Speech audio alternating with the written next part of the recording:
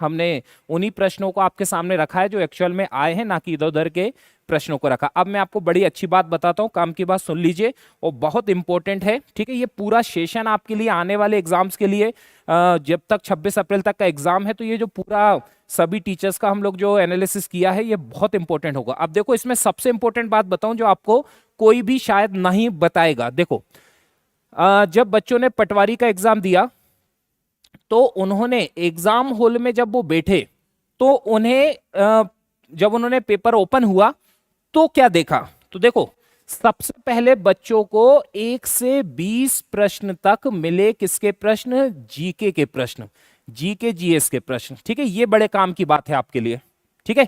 1 से 20 तक GK GS के प्रश्न मिले। फिर बच्चों को 20 से 45 तक किसके प्रश्न मिले? इंग्लिश के प्रश्न मिले, यानी जीके जीएस के बाद इंग्लिश मिली। जाहिर सी बात है, आप इस चीज को अच्छे से जानते हो कि बगल में बैठे बच्चे के चूंकि कॉपी ना करे कोई कि भैया क्वेश्चन नंबर 15 का आंसर आपने बगल में देख लिया कि बी है, तो हम जानते हैं कि क्वेश्चंस को वो चेंज करते हैं, ठीक है। लेकिन मैं एक आपको बता रहा हूं कि आपको इस चीज से मदद मिल सकती, ठीक है, कि एक स्टूडेंट है, उसके 1 से 20 तक जीके जीएस के क्वेश्चन थे, 20 से 45 तक इंग्लिश के क्वेश्चन थे, फिर 45 से 70 तक, तो समझ जाइए 20 नंबर की जीके जीएस आई है, ठीक है।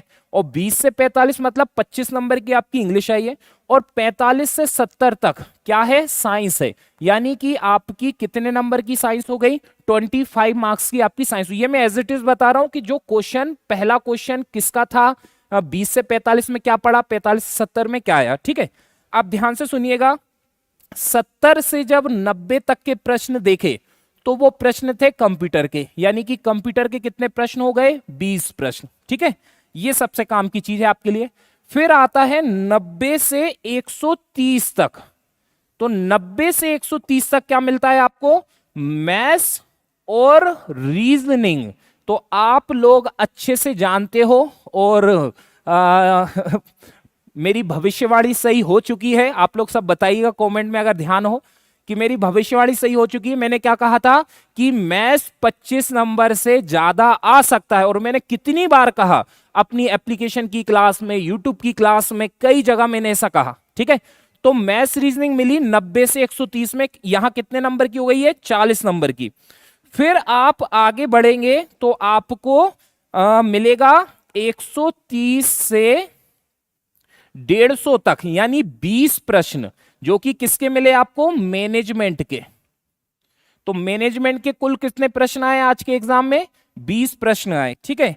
और फिर 150 से 175 तक वापिस से आपको मैथ्स मिला, ठीक है। वापिस से आपको क्या मिलेगा? मैथ्स मिला। यानी कि क्या हो गया है अब? मैथ्स, और बच्चों को कुछ याद नहीं है, लेकिन हमारे पास हमारी एक टीम है, ठीक है। और जो भी आप कमेंट में विद्यार्थी हैं वो बता सकते हैं कि हम ये कितनी मेहनत और जिद्दोजहद करने के बाद आपको प्रॉपर एनालिसिस करवा रहे हैं, ठीक है। तो यानी कि आपका मैथ्स रीजनिंग हो गया 65 मार्क्स का। जो बच्चे एग्जाम देकर भी आए ना, वो भी आपको नहीं बता पाएंगे कि मैथ्स रीजनिंग कितने का था, ठीक है। तो हमने किस प्रकार से निकाला, क्या किया वो, क्योंकि हमारे पास जो प्रश्न है, आपको देखो मैनेजमेंट के लगभग 20 ही प्रश्न बता दिए आपको, इंग्लिश के भी आपको अच्छे खासे 12-15 प्रश्न बता दिए, जो आपको यूट्यूब पे कहीं भी नहीं मिलेंगे।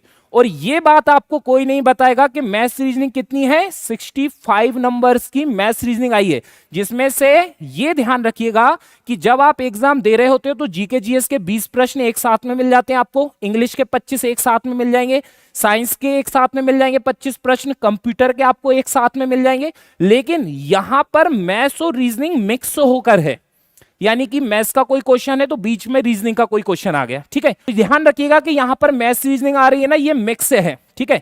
फिर मैनेजमेंट के 20 प्रश्न है, और फिर क्या है? 150 से 175 तक वापस मैथ्स है। अब 175 से 200 तक क्या है? तो 175 से 200 तक है हिंदी। तो ये आपका आज का पेपर था। तो सभी लोग वीडियो को लाइक जरूर करो और शेयर जरूर करना, ठीक है।